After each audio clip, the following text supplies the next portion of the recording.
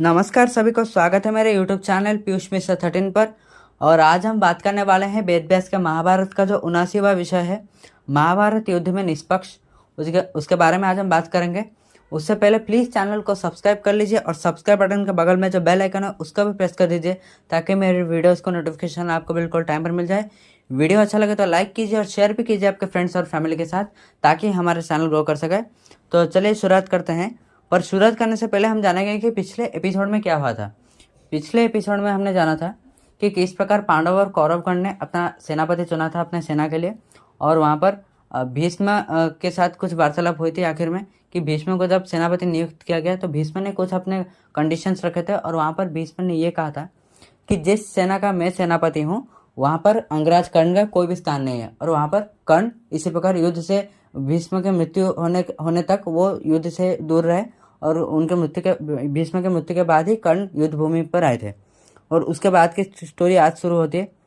तो महाभारत युद्ध में भारत भूमि के सभी राजाओं ने पांडवों या कौरवों के पक्ष में भाग लिया था, पर दो वीर पुरुष इस युद्ध में निष्पक्ष थे। और मतलब अभी एक बात मैं कहूँगा, ये बलराम ने कही थी एक्चुअली युधिष्ठिर से।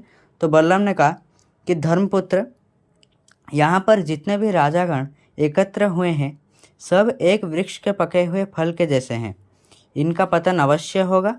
कुरुक्षेत्र युद्ध में अपनी निष्पक्षता की घोषणा करते हुए ये बलराम ने युधिष्ठिर से कहा। और बलराम पहले से ही युद्ध के पक्ष में नहीं थे। अज्ञातवास के बाद जब विराट के राजसभा में भी पांडवों के साथ बातचीत हुई थी तब भी बलराम ने युद्ध न करने का परामर्श दिया था, और उन्होंने पांडवों से कहा था धृतराष्ट्र के शरण में आकर कौरवों के साथ संधि कर लो और जो भी मिले उसमें संतुष्ट रहो। पर तभी बलराम के परामर्श को किसी ने भी स्वीकार नहीं किया था। अर्जुन के शिष्य और यादवों के एक प्रमुख योद्धा सात्यकी ने इसका विरोध किया था। कृष्ण और बलराम के बीच में फर्क को देखकर सात्यकी ने कहा, एक वृक्ष में फल से भरा हुआ और फल शून्य दो शाखाएं होती है, उसी प्रकार एक ही वंश में शक्तिशाली और कायर दो प्रकार के लोग जन्म लेते हैं। यानी यहाँ पर सात्यकी श्री कृष्ण को शक्तिशाली बता रहे थे और यहाँ पर बलराम को कायर बता रहे थे, क्योंकि उनका जो अप्रोच था कि हम कायर की तरह मांग लेंगे, जो भी मिले हम खुश होंगे, वैसा सात्यकी का नहीं सोचना था। सात्यकी का कहना था कि जो हमारा हक है वो हमें मिलना चाहिए, वो पांडवों को मिलना चाहिए। और इस घटना के बाद शांति की चेष्टा या युद्ध का आयोजन किसी में भी बलराम ने भाग नहीं लिया था और वो चुप थे। अब इस युद्ध को देखकर तुरंत वह पांडवों के शिविर में पहुंच गए और युधिष्ठिर को उचित सलाह दिया। जब वो वहां पर पहुंचे तब युधिष्ठिर, भीम, श्री कृष्ण, अर्जुन और सारे राजाओं ने उनका स्वागत किया। विराट और द्रुपद को नमस्कार करके बलराम ने युधिष्ठिर के पास में स्थान ग्रहण किया।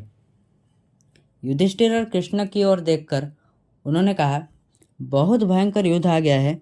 इस युद्ध में जिस मात्रा में जान जाएगी उसकी कल्पना भी नहीं की जा सकती। मैंने बहुत बार श्री कृष्ण से कहा है कि दोनों ही पक्ष हमारे समान रूप से रिश्तेदार हैं, उनके इस विवाद में हम क्यों किसी का पक्ष ग्रहण करें।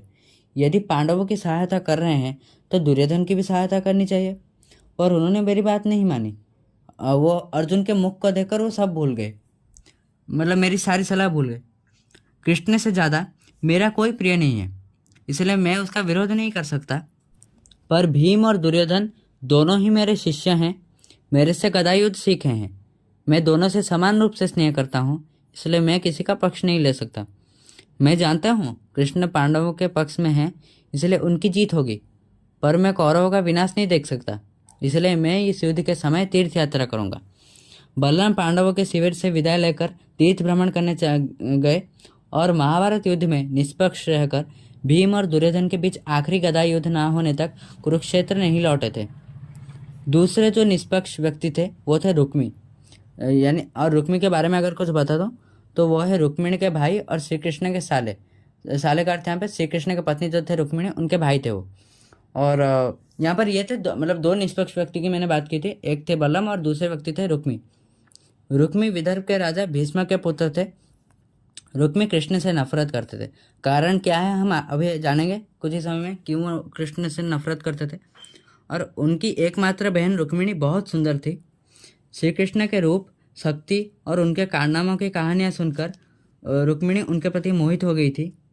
पर रुक्मी उनकी बहन की शादी कृष्ण के साथ ना कराकर चेदी राज्य के युवराज शिशुपाल के साथ स्थिर कर लिया।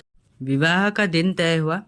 शिशुपाल दूल्हा बनने के लिए तैयार हो गए, पर रुक्मिणी ने चुपके से श्री कृष्ण के पास संदेश भेजा कि वह मन ही मन उन्हें अपना पति मान चुकी हैं और अगर आप मुझे बचा न सकते हैं तो बचाइए, नहीं तो वो जीवित नहीं रह सकती।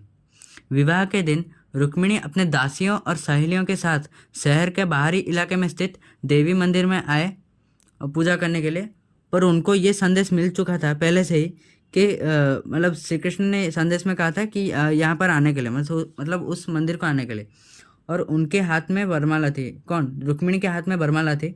पूजा जस्ट मतलब समाप्ति हुई थी कि कृष्ण के रथ की ध्वनि सुनाई दी और तुरंत ही रुक्मिणी ने श्री कृष्ण के गले में वो वरमाला डाल दी और श्री कृष्ण ने अपना पंचजन्य शंख बजाया और श्री कृष्ण ने रुक्मिणी को रथ चलाने का दायित्व दिया और रथ द्वारका की ओर निकल गया।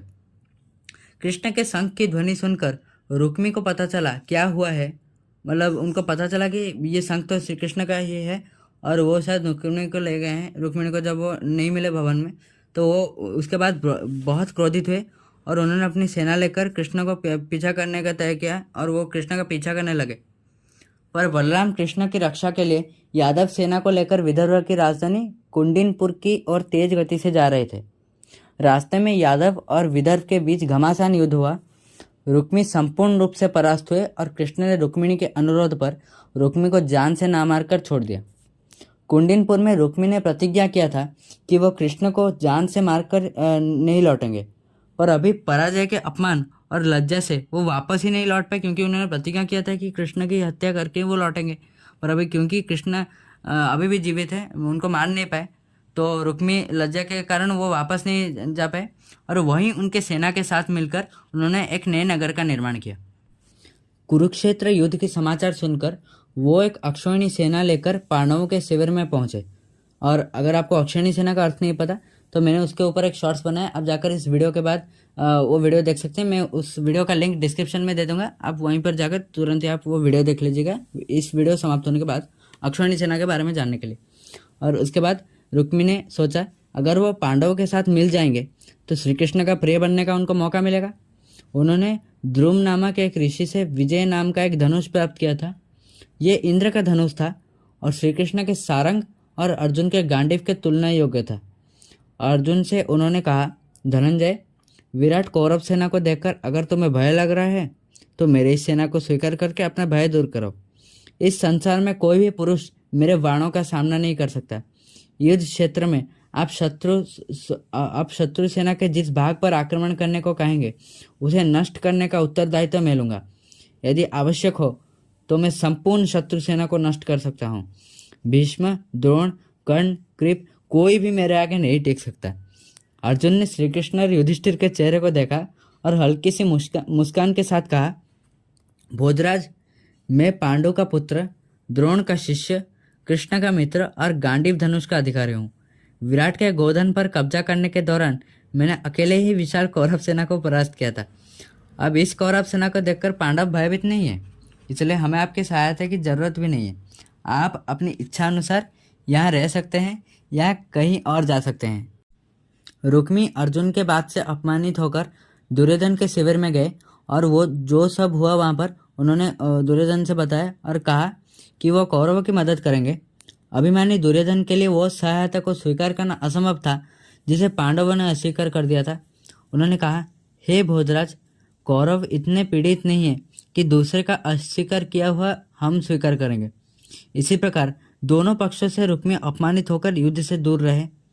इन दोनों घटनाओं को देखने से पता चलेगा कि असल में महाभारत युद्ध में कोई भी निष्पक्ष नहीं था और उसका कारण यह है कि बलराम की सहानुभूति कौरवों के साथ थी और लेकिन उनके लिए अनुज श्री कृष्ण के खिलाफ जाना संभव नहीं था। और रुक्मिणी तो मतलब किसी के पक्ष में नहीं थे, या मतलब वो निष्पक्ष तो बिल्कुल भी नहीं थे, क्योंकि उनका उद्देश्य ये था कि वह युद्ध करने के लिए प्रस्तुत होकर आए थे। रुक्मिणी वास्तव में युद्ध के लिए प्रस्तुत होकर आए थे अपनी सेना लेकर, वो बस युद्ध की मंशा से आए थे और वो बिल्कुल भी निष्पक्ष तो थे नहीं, इससे ये पता चला। तो आशा करता हूँ आपको ये वीडियो अच्छा लगा।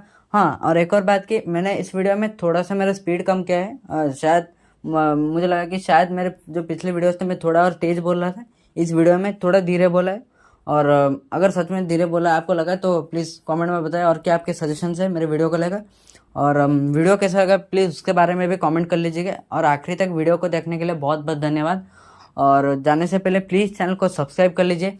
और मैंने डिस्क्रिप्शन में लिंक दे दिया है अक्षौहिणी सेना के बारे में जानने के लिए, वो लिंक को प्रेस कीजिए और आपको पता चल जाएगा अक्षौहिणी सेना का अर्थ क्या है। और प्लीज़ वीडियो को लाइक कीजिए अगर आपको वीडियो अच्छा लगा, और शेयर भी कीजिए आपके फ्रेंड्स और फैमिली के साथ, ताकि हमारा चैनल ग्रो कर सके। तो आज के लिए बस इतना ही। नमस्कार।